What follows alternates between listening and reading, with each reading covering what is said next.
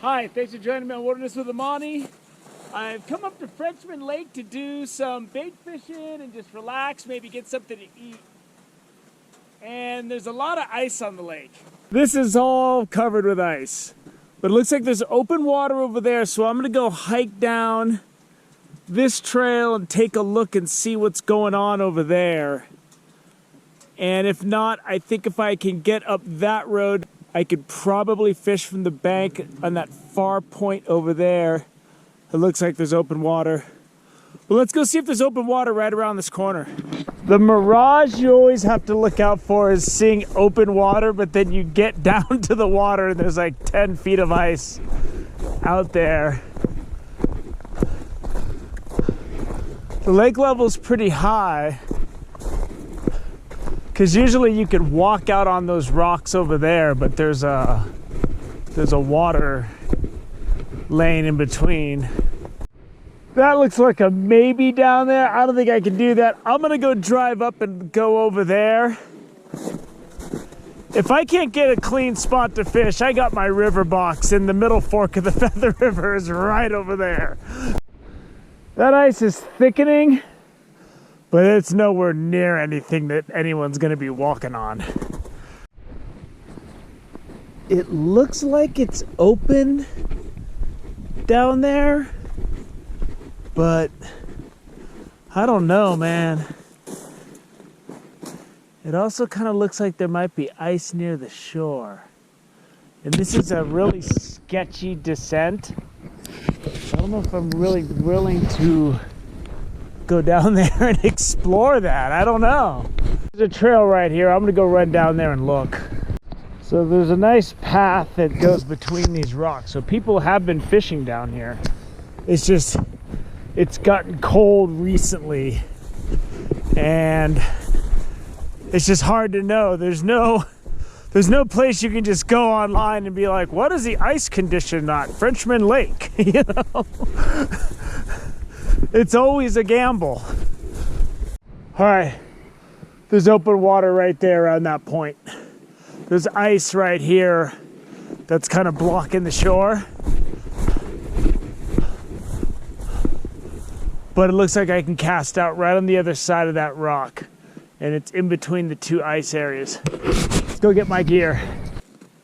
There's snow on the side of the road you can pull up on technically. My car doesn't have that good a clearance. And it's probably around 30 degrees right now, 29 degrees. So the snow's still crunchy and hard. I pulled off on it up there and I kind of spun out a little bit. My phone doesn't work up here, so I'm not looking to get stuck and have to spend the night or spend hours digging myself out of the snow on the side of the road. So I'm opting to park down by the dam, and I'm just gonna huff it up the road, you know, the few hundred yards it is until that trail, and then I'll cut down there. I'm all strapped up. I'm all ready to go. I got my tarp. I got my sleeping pad. Let's go try to make a day of this. Extra hiking like this in the winter is good for me because once the snow clears from the backcountry, I hike 10 to 15 miles a week above 10,000 feet elevation usually in a 36-hour period. If you go to my variety cool stuff playlist, I got videos on production. I talk about the anatomy of my Eastern Sierra trips. I gotta be in shape to do that. So when I first came, I tried to park on that stuff on that left side of the road. And when I got completely off the road, I tried to get out. I kind of spun out for a second and my car was bottoming out. And I'm like, maybe if I had a big truck. So I got open water right here. I'm not looking to deal with those sticks though. So I'm just, this trail has wisdom because the people that have already come down here know where to go. So I'm going to follow their judgment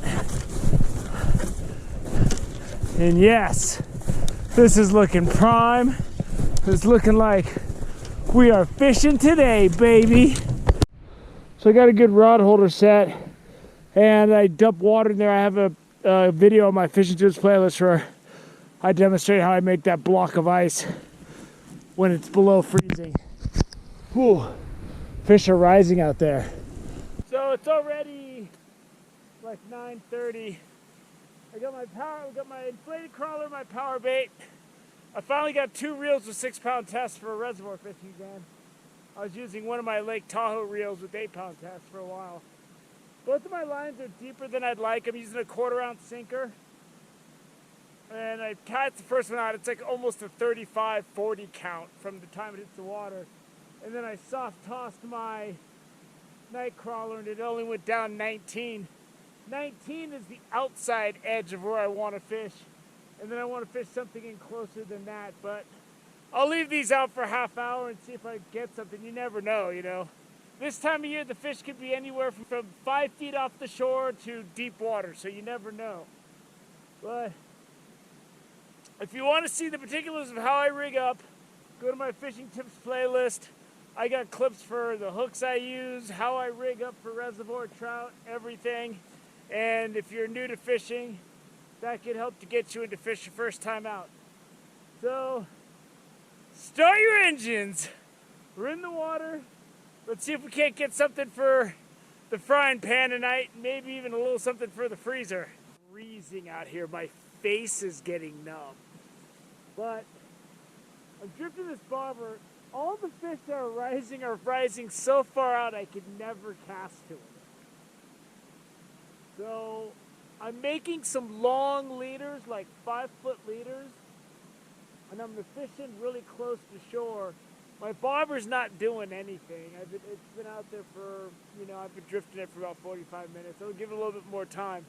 But I'm going to switch to these long leaders and I'm going to bring it into where I'm casting out to like a 10 or 15 count so that as fish are cruising by high, they have a chance to smell that bait and maybe go down and get it.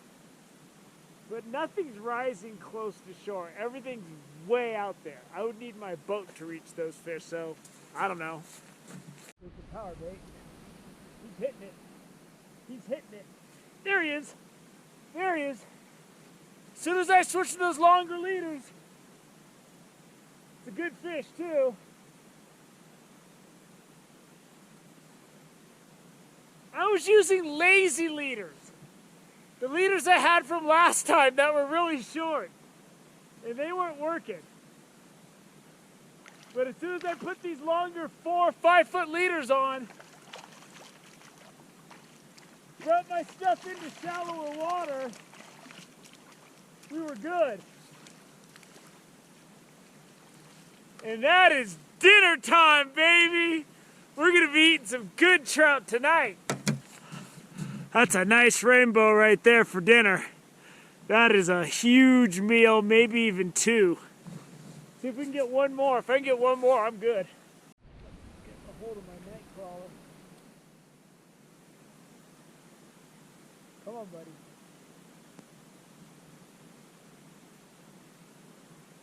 With a full night crawler, I gotta let him have it. And he's got it.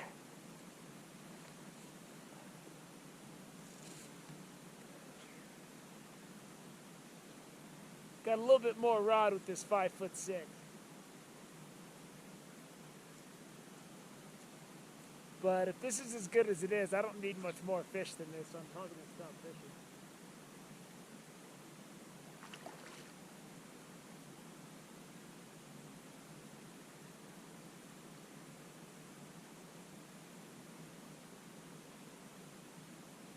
That's a nice rainbow here.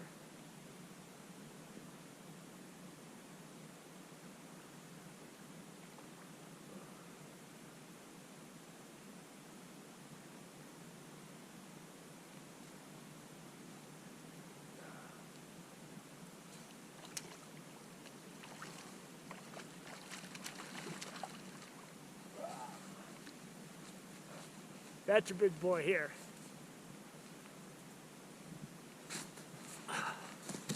See, this hook is right in the corner of his mouth. right there. So we're gonna let this fish go. I'm gonna recoup him. That's a big rainbow right there. That's a beautiful trout. And I'm gonna put him back in because I barely had him hooked.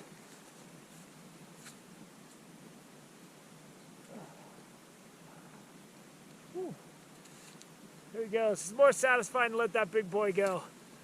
Let somebody else catch him. So, I've tried a bobber. I've tried short leader in close, short leader out deep. Out deep, it's about a 35 or 40 count from the time my bait hits the water.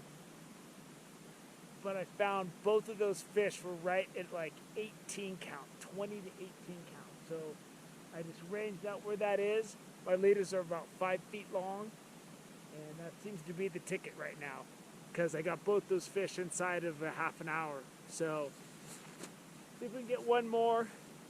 If I wasn't able to let that fish go, I was going to quit eating because that second fish was big. I don't need much more than that. But we will keep fishing, see if we can't pick up another one. I mean, these rainbows are nice. Something's hitting something. I just don't know which one it was. I just heard it jingle. I'm starting to get hits where they're just hitting it and going away, though. Something's on my night crawler. He's just nibbling. There he is. He's biting.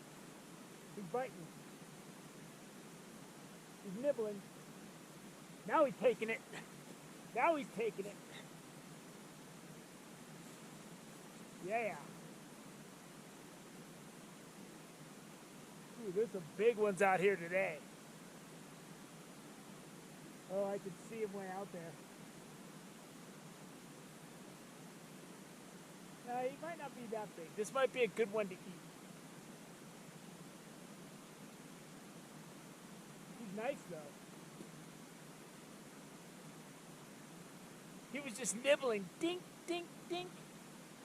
And then he just, boom.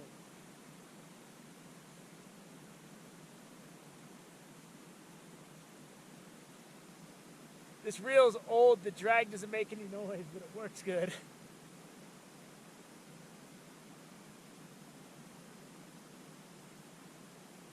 Get out of that other line, buddy. Get out of that other line.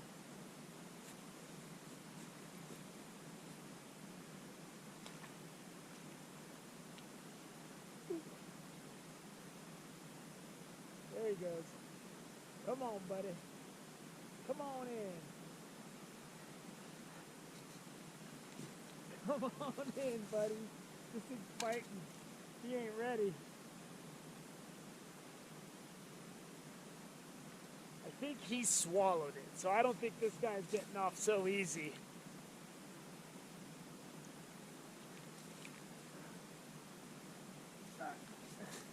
He's dead set on going this way, so I'm not going to fight him.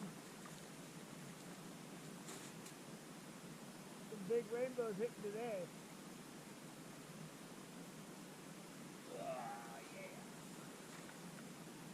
That's a big one. That's a good rainbow. I'm gonna go ahead and eat this guy. He swallowed it. You want to kill a fish quick? These rod holders are exceptional. Bam, bam, bam.